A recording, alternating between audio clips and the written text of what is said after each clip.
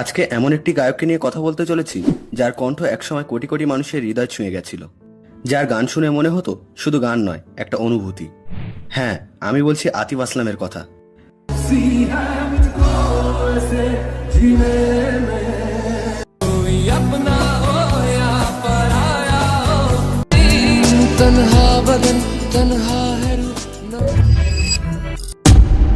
আজ আমরা জানবো আতিফের এই অবিশ্বাস্য যাত্রা কেমন ছিল, আর কেনই বা তাকে এখন বলিউডে দেখা যায় না। আতিফের একজন ফ্যান হিসাবে আমি কেবল সত্য কথাগুলোই বলবো, কোনো হেট বা রাজনীতি নয়। আতিফ আসলামের জন্ম হয় পাকিস্তানের লাহোরে 12ই মার্চ 1983 সালে। ছোটবেলা থেকেই সঙ্গীতের প্রতি তার ছিল গভীর টান। তিনি প্রথম জনপ্রিয় হন জল নামের একটি ব্যান্ডের মাধ্যমে। সেই ব্যান্ডের গান আদাত যখন রিলিজ হয়, পুরো পাকিস্তান আর ভারত একসাথে ঝড় তুলেছিল। 2005 সালে আতিফ প্রথম বলিউডে গান করেন ও লামহে ও বাতে সিনেমা জাহেরের জন্য।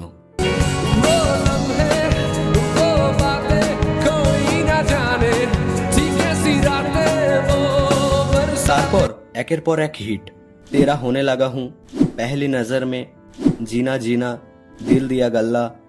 বলিউডে তখন একটা সময় ছিল যে সিনেমায় আতিফের গান থাকবে সেই সিনেমা হিট হবেই। তার কণ্ঠ মানেই রোমান্স, পেইন আর একটা ম্যাজিক্যাল ফিল। তার ওই কণ্ঠ আর সততা দিয়ে লাইভ পারফরমেন্সে তিনি পুরো মঞ্চকে নিজের করে নেন। একটা মাইক্রোফোন আর একটা গিটার, এটাই তার জগৎ। সত্যি বলতে আতিফ আসলাম একজন গায়ক না, তিনি একটা ইমোশন, একটা মেমোরি, একটা সময়ের গল্প। অনেকে ভাবে আতিফ আসলাম হয়তো নিজেই বলিউড ছেড়ে গেছেন, কিন্তু আসল সত্য কথা হলো যে তিনি কখনোই যেতে চাননি। পরিস্থিতি তাকে যেতে বাধ্য করেছে। 2016 সালের পর ভারত ও পাকিস্তানের মধ্যে রাজনৈতিক টানাপোড়েন বাড়ে। তখন সিদ্ধান্ত নেওয়া হয় যে পাকিস্তানি শিল্পীরা ভারতের সিনেমায় আর কাজ করতে পারবে না। এর প্রভাব পড়ে আতিফ আসলাম, রাহাত ফাতি আলী খানের মতো প্রতিভাবান গায়কদের উপর।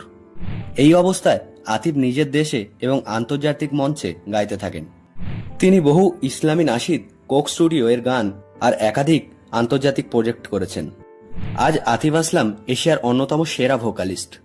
তিনি ইউটিউব ও স্পটিফাইয়ে কোটি কোটি স্ট্রিম অর্জন করেছেন, আর লাইভ কনসার্টে এখনো কোটি কোটি মানুষ তার গান শুনে কাঁদে।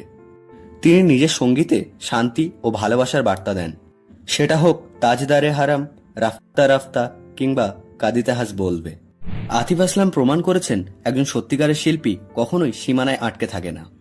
আতিফ আসলাম আমাদের জন্য কেবল একজন গায়ক নন, তিনি এক অনুপ্রেরণা, এক আবেগ, যে আমাদের শেখায় প্রতিভা থেমে থাকে না, শুধু তার পথ বদলায়।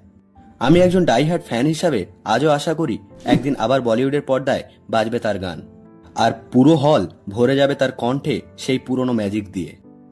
আপনিও যদি আমার মতো আতিফ আসলামের ভক্ত হন, তাহলে তার গাওয়া প্রিয় গানটি আপনি কমেন্টে লিখতে ভুলবেন না।